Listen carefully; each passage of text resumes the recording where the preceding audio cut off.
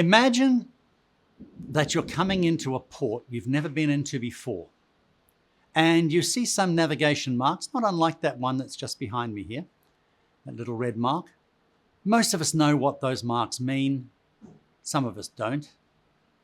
But now I want you to imagine you're coming into a port, and instead of seeing a red mark like that, you see something which is black and white, maybe black and white checks, or blue or yellow. And you have no idea what that mark actually means. This is precisely the situation that many captains encountered prior to 1971. Prior to 1971, there were approximately 30 different systems of buoyage globally. And for every captain to know every single system of buoyage was almost impossible. It was an accident waiting to happen. And unfortunately, that's precisely what did happen. In 1971, in the Dover Straits, there were a series of tragic accidents which caused a great loss of life. And the consequence of those accidents was the establishment of what we now know as our international systems of buoyage. The system of buoyage, I'll say that there were two systems because, as I said previously, there were 30, but they brought it down to two systems. The International Association of Lighthouse Authorities, or what is now known as the International Association of Maritime Aids to Navigation and Lighthouse Authorities, created around the world two different regions. They called them IALA Region A and IALA Region B. The one that we're most familiar with is IALA Region A, which is that red buoy out behind me. So why are there two systems? Well, the reason for that is actually quite complex, and I don't really have enough time to go into that right now, but it's something that you might be wishing to look at yourself and doing a bit of research on. IALA System A consists of all of Europe, Africa, the Middle East, some parts of Asia, Australia and New Zealand. IALA System B is all of the Americas, Japan, Korea and the Philippines. So how do these differ? Well, the only difference really between IALA A and IALA B is in their use of their lateral marks.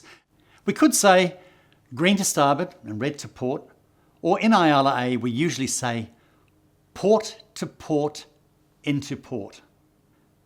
In IALA B, because it's the other way around, they would say red, right, returning. So the red would be on their starboard side as they were coming in. But I suppose really what I need to do is explain to you now what kind of marks are included in this whole international system of buoyage. Well, the first one, there are actually 6 marks that are included. The marks include lateral marks, which I'll come to very shortly, cardinal marks, isolated danger marks, safe water marks, special marks, and last but not least, emergency wreck marking buoys. Those are the 6 types of marks which are included in this IALA system of buoyage. I'll deal with lateral marks first of all. And we've already seen one of the lateral marks earlier. That was that little red buoy that we saw. What does a lateral mark actually do?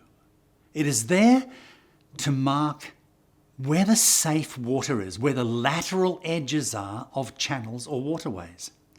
Now, I think I mentioned before about coming into port in IALA System A, for example, where you're coming in with an incoming tide. We want to stay on the right-hand side of a channel, and that's closest to my starboard side. So in IALA System A, we need to have a mark that marks the right-hand side of that channel, and that would be coloured green, the same as my starboard navigation light on my boat. If I was coming in, the corresponding mark on the other side would be the same colour as my port light, which is red. So in IALA A coming into port, you have a green mark on your right and you have a red mark on your left. Now that's all very well and good until we find that the sun is either coming up or going down behind the marks. And of course, when the sun's behind the mark, we can't see the colour. They all look black.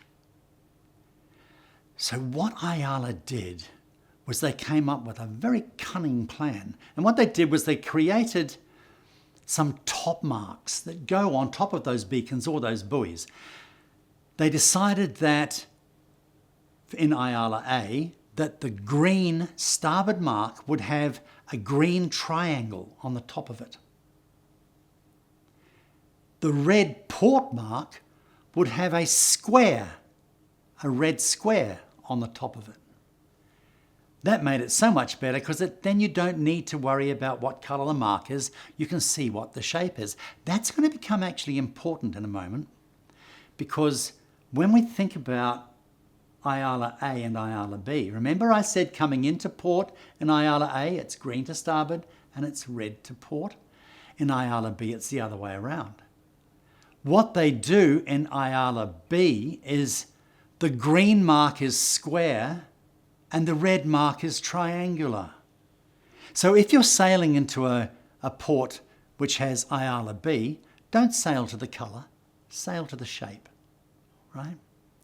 So those marks, fine. What happens at night though? Are they lit? Yes, they are. And of course it makes sense if we've got a coloured mark that if it's a green mark, the light will be green. And if it's a red mark, the light will be red. Stands to reason, it's very simple. The flashing sequence of those lights is actually very crucial.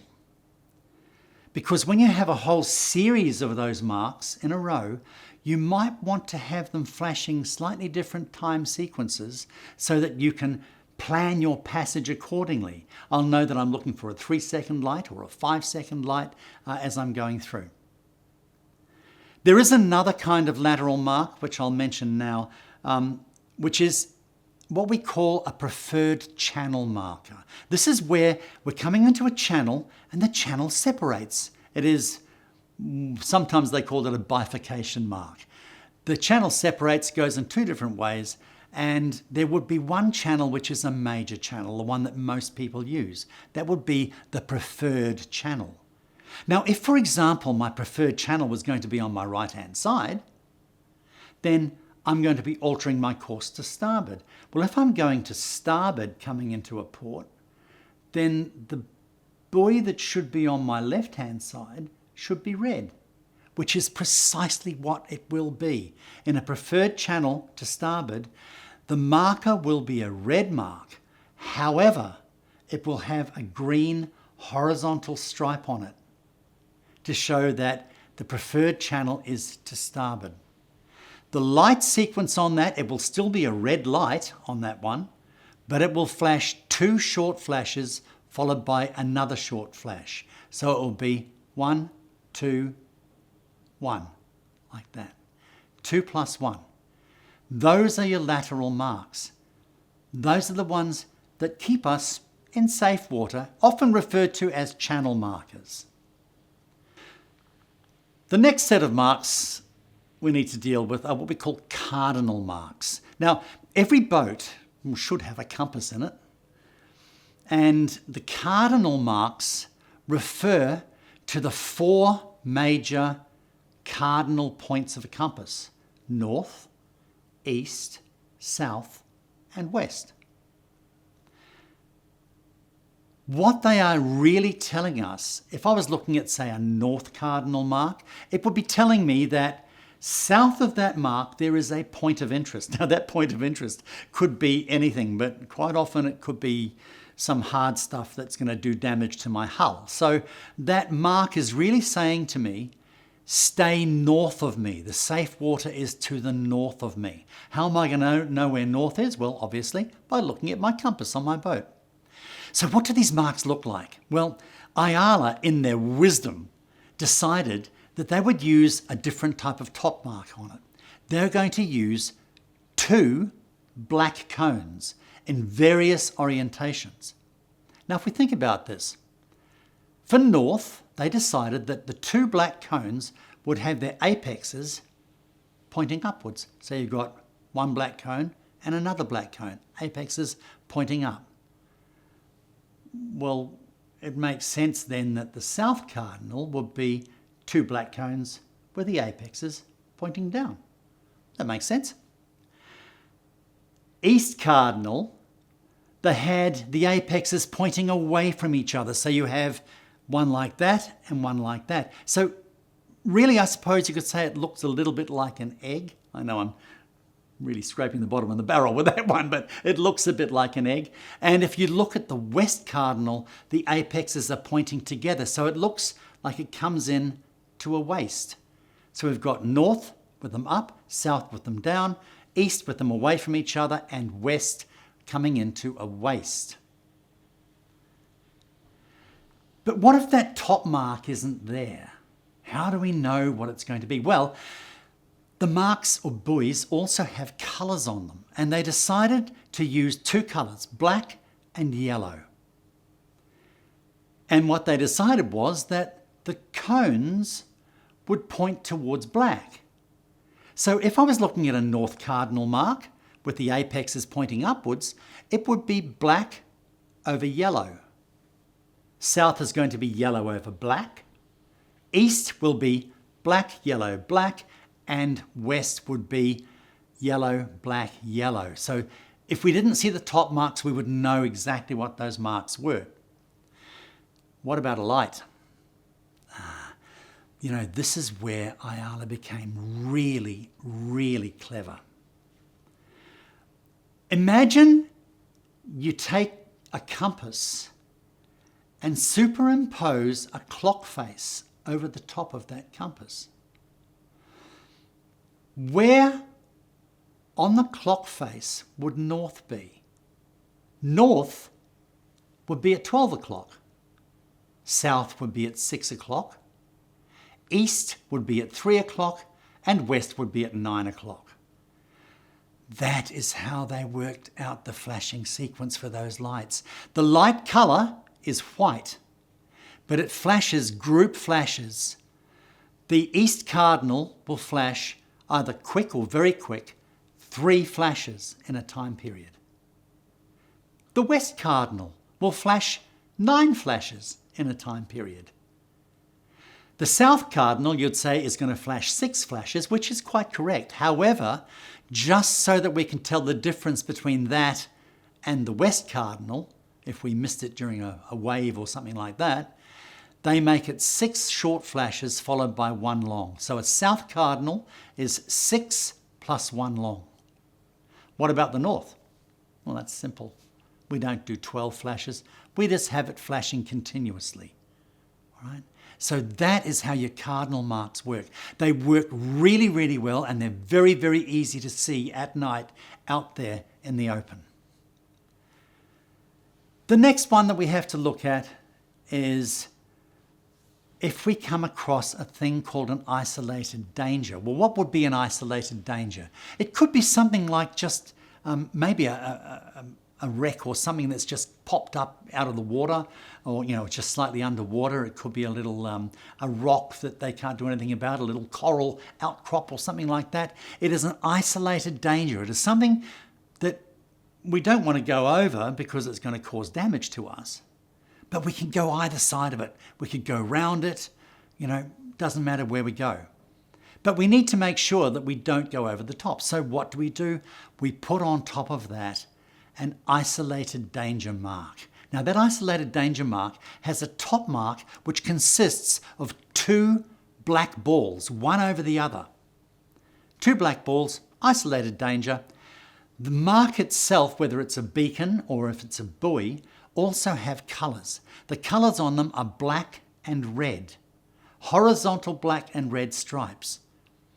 So sometimes when you look on a chart and you see an isolated danger mark, you'll see written below it BRB, meaning that's the colour of what that mark is, black, red, black. What about the light? Well, it's a white light again. but it has a particular flashing sequence. And the flashing sequence for that mark is 2 flashes in a given time sequence. Quite often 10 seconds or 15 seconds, 2 short flashes.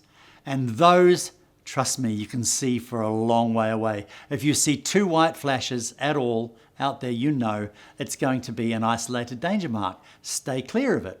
You can go around either side of it, but it's really worthwhile checking your chart to see exactly what it is that it's marking and see whereabouts you can go around that mark.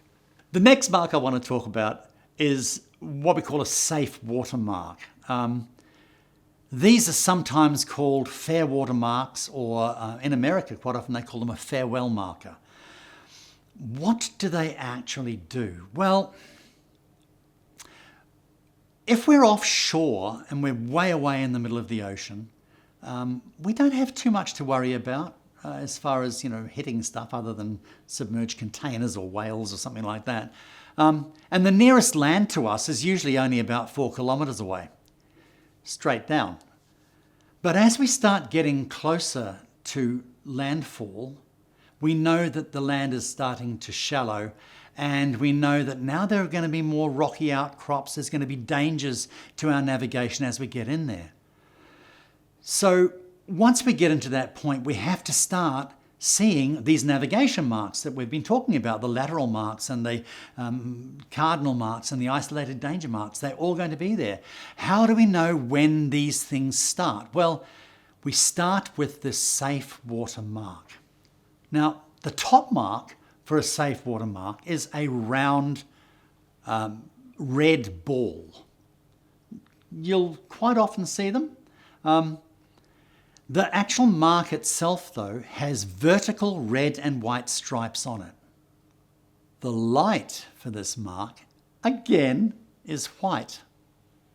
But this is where it gets to be rather interesting, because it can have any number of different flashing sequences involved with it. I like to use the acronym MILO, M-I-L-O. This can describe what the flashing sequences of this light could be. Now, the M stands for Morse. Those of us who know what Morse code is, that stuff. Well, Morse code, quite often our lights will display a Morse letter. And very often with a safe water mark, it will be Morse A. Morse A is dit da, short, long. So it stands to reason that the light showing Morse A would be going flash, long, and then off. And that'll be going through a particular time period as well. So that's the Morse, that's the M. What about the I? I stands for isophase. Isophase is equal lengths of light and dark. So if I saw an isophase light, which was isophase 4 seconds, it would be on for 2 seconds and then off for 2 seconds. So it would be on, 2, off, 2, on, 2, off, 2. That's an isophase light. The next part is the L. Well, L's fairly simple.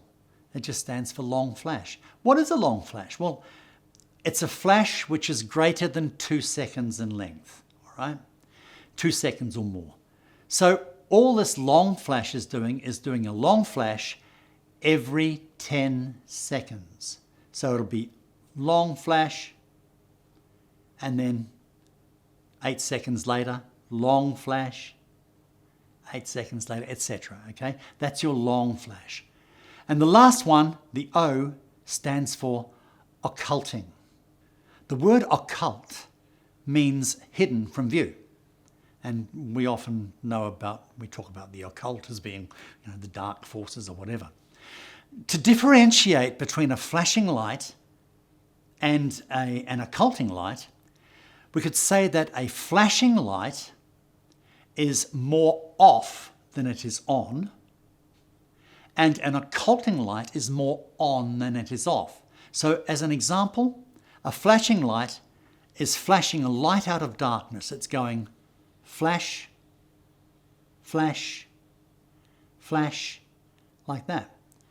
An occulting light, on the other hand, is flashing darkness out of the light. It is on, off, on, off, on, off, on.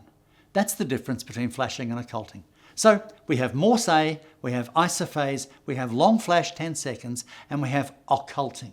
Those are the various light sequences that you could see for a safe water mark. And I said before that in America they often call it a farewell marker, because when you are leaving port, you've been coming through all this area of pilotage and trying to get round channels and past lateral marks and all these other things. And then finally you see this tall red and white vertical striped structure, and you know from that point on there's safe water after that.